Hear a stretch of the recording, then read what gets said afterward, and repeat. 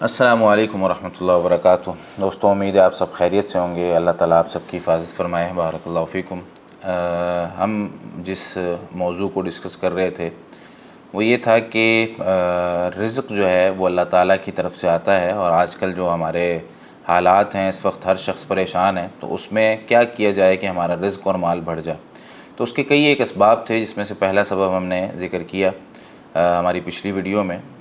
اس video میں صرف یہ بتانا چاہتا ہوں کہ رزق اللہ تعالیٰ کی طرف سے آتا ہے، یہ ہم نے بڑی تفصیل سے سمجھ لیا۔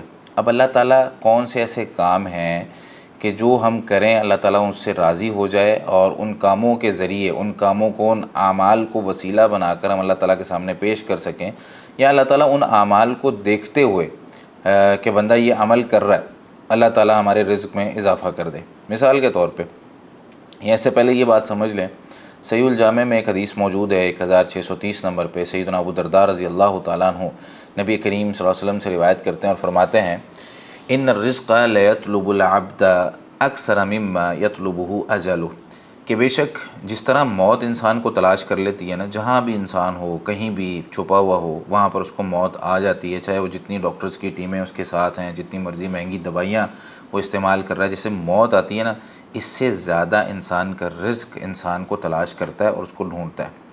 اب بہت سے ایسے اسباب ہیں جو رزق میں اضافے کا سبب بنتے ہیں، صرف اصل میں نا انسان کی محنت، وہ کام کاج کے اندر، مثال کے طور پر میں صبح سے لے کے شام تک میں جی شفٹ کرتا ہوں 18 گھنٹے کی، میں جی شفٹ کرتا ہوں 12 گھنٹے کی، میں شفٹ کرتا ہوں 8 گھنٹے کی، اور میں جو ہے نا 3 ڈیوٹیاں کر رہا ہوں، 3 نوکریاں کر رہا ہوں، جی میں 8 گھنٹے کی ایک جگہ کرتا ہوں، 8 گھنٹے کی دوسری جگہ کرتا ہوں، پھر 2 گھنٹے فلاں جگہ کرتا ہوں۔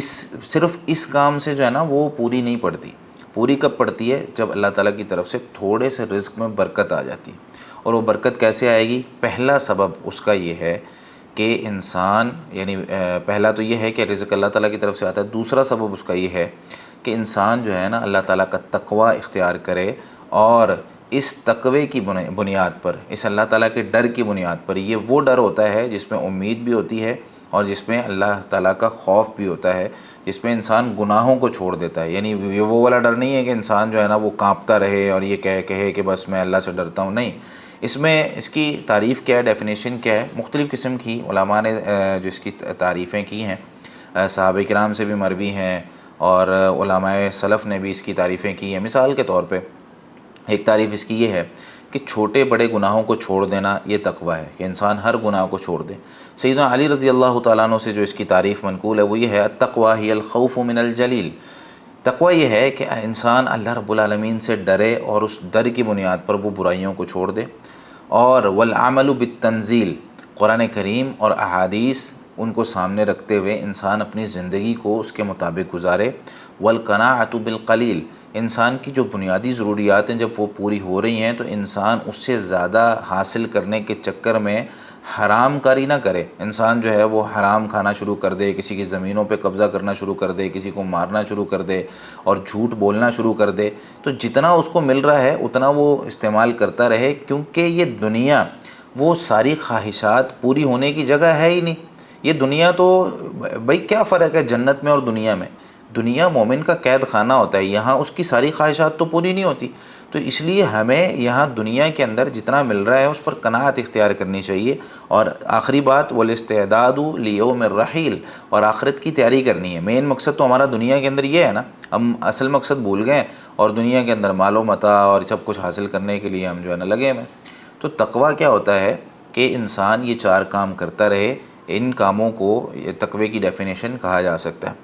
اب یہ تقوی اختیار کرنے سے ملے گا کیا؟ اللہ رب العالمین فرماتے ہیں سورۃ البقرہ کی آیت 197 میں: وَتَزَوَّدُوا فَإِنَّ خَيْرَ الزَّادِ التَّقْوَىٰ، لوگو تم زیادہ راہ اختیار کرتے ہو، زیادہ راہ اختیار کرو، جب بھی سفر پہ نکلو، چاہے بیت اللہ کا سفر ہے، چاہے مسجد نبوی کا سفر ہے، کہیں بھی تم سفر کر رہے ہو، زیادہ راہ ساتھ رکھو، لیکن یہ یاد رکھو فَإِنَّ خَيْرَ الزَّادِ التَّقْوَىٰ، سب سے بہترین زیادہ راہ تقوی ہے، اللہ تعالیٰ کا ڈر ہے، جس میں یہ چاروں چیزیں شامل ہوں اور انسان چھوٹے بڑے گناہوں کو چھوڑ دے۔ ملے گا کیا بھائی؟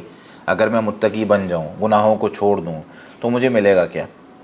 اس سوال کے جواب میں سورۃ الطلاق کی آیت نمبر 2 اور 3 میں اللہ رب العالمین فرماتے ہیں: وَمَن يَتَّقِ اللَّهَ يَجْعَلْ لَهُ مَخْرَجًا، جو اللہ تعالیٰ کا تقوی اختیار کرے گا، اور تیاری کرے گا آخرت کی، اور جتنا اس کو مل گیا ہے اسی پر قناعت اختیار کرے گا، جو سیدنا علی رضی اللہ تعالیٰ عنہ نے ڈیفینیشن کی ہے اس کے مطابق، وَمَن يَتَّقِ اللَّهَ، جو اللہ تعالیٰ کا تقوی اختیار کرے گا، يَجْعَل لَّهُ مَخْرَجًا، اللہ تعالیٰ اس کے لیے ہر مشکل سے نکلنے کا رستہ بنا دیں گے، وَيَرْزُقْهُ مِنْ حَيْثُ لَا يَحْتَسِبُ، اور اس کو رزق دیں گے ایسی جگہ سے جہاں سے اس کے وہم و گمان میں بھی نہیں ہوگا۔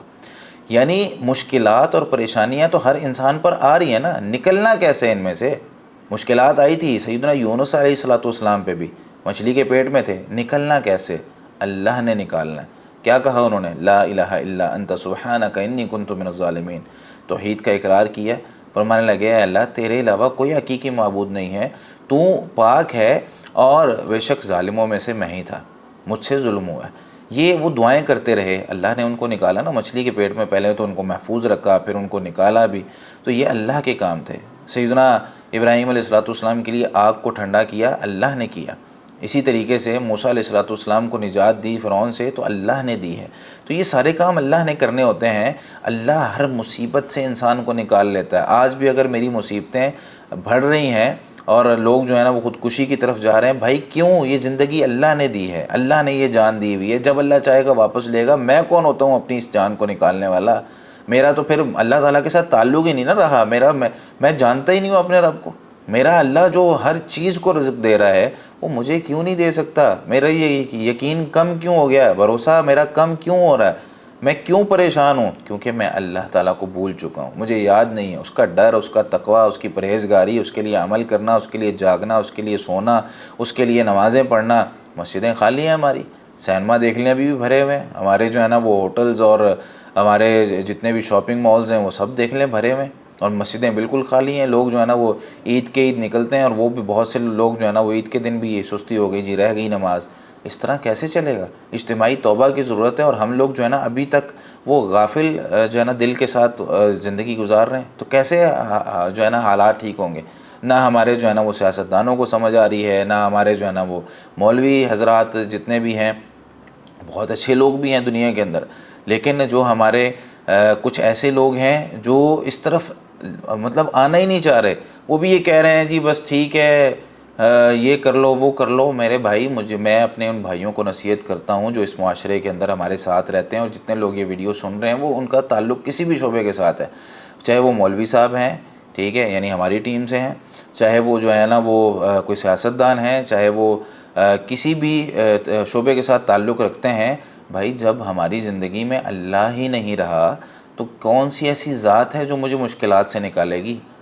اللہ تعالیٰ فرماتے ہیں وَيَرْزُقُهُ مِنْ حَيْثُ لَا يَحْتَسِبُ، رزق بھی اللہ دیتا ہے نا، اور پھر ایسی جگہ سے دیتا ہے جہاں سے انسان کے وہم و گمان بھی نہیں ہوتا۔ اور میں سمجھ رہا ہوں رزق جو ہے نا میں نے کمایا، بھائی دیکھ تیرا بھائی اتنا جو ہے نا وہ پروفیشنل ہو گیا ہے، تیرے بھائی کو یہ پتہ چل گیا ہے، میں جو ہے نا وہ آدھے گھنٹے میں ویب سائٹ بنا لیتا ہوں، میں جو ہے نا وہ 15 منٹ میں یہ کر لیتا ہوں وہ کر لیتا ہوں۔ بھائی یہ زندگی اگر ہم یہ سمجھ رہے ہیں کہ میرا ٹیلنٹ ہے، تو پھر میرا ٹیلنٹ تو وہ ایک لمحے میں بھی اللہ تعالیٰ ختم کر دے گا۔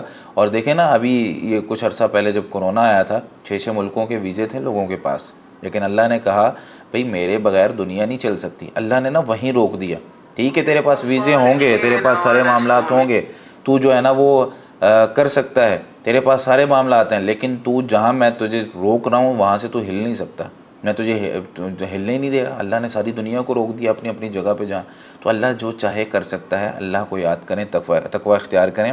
سورۃ الاعراف کی آیت نمبر 96 میں اللہ تعالیٰ فرماتے ہیں وَلَوْ أَنَّ أَهْلَ الْقُرَىٰ آمَنُوا، اگر یہ شہروں والے، بستیوں والے، علاقوں والے، سوسائٹیوں والے، کالونیوں والے یہ ایمان لے آئے نا، آمنوا ایمان لے آئیں، واتقوا اور تقوی اختیار کر لیں، ایمان کے ساتھ تقوی ان کا ہو تو کیا ہوگا؟ لَفَتَحْنَا عَلَيْهِمْ بَرَكَاتٍ مِّنَ السَّمَاءِ وَالْأَرْضِ، تو یقیناً ہم آسمان سے اور زمین سے ان کے لیے برکتوں کے دروازے کھول دیں گے۔ تو اللہ تعالیٰ کی طرف سے جب برکتیں مل جائیں گی نا تو سارے رزق کی جو تنگی ہے نا وہ ختم ہو جائے گی۔ یہ اجتماعی جو عذاب کی شکلیں ہم پر اس وقت آ رہی ہیں، یہ ہمارے گناہوں کا نتیجہ ہے۔ تو اس لیے میرے بھائی اللہ کا ڈر، اللہ تعالیٰ کا تقوی، اور اپنی زندگیوں میں ہر وقت اللہ تعالیٰ کو یاد کرنا یہ بہت ضروری ہے۔ اللہ تعالیٰ ہمیں عمل کی توفیق عطا فرمائے۔ جزاکم اللہ خیرا۔